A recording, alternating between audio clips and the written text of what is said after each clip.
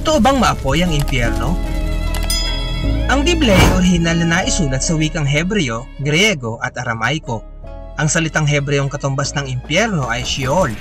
Ang Griego naman ay Hades at katumbas naman ito ng Latin na Infernus na ang ibig sabihin ay sa kailaliman. At papaano ginamit ang Sheol, Hades at Infernus sa orihinal na Biblia? Ito ba'y ginamit upang tumukoy sa isang maapoy na lugar kung saan dinadala ang mga masasama at pinarurusahan ng walang hanggan? Forever?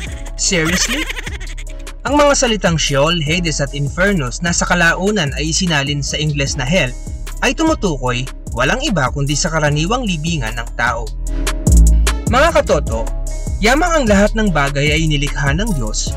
Gagawa kaya ang isang Diyos ng pag-ibig ng isang lugar para habang buhay na sunugin ang kanyang mga nilalang? Forever? Seriously?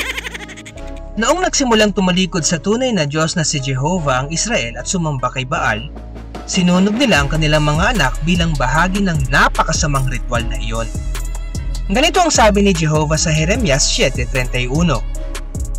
Itinayo nila ang matataas na lugar ng Tophet na nasa lambak ng anak ng Hinnom upang sunugin ang kanilang mga anak na lalaki at babae, isang bagay na hindi ko iniutos ni hindi man lamang pumasok sa aking puso.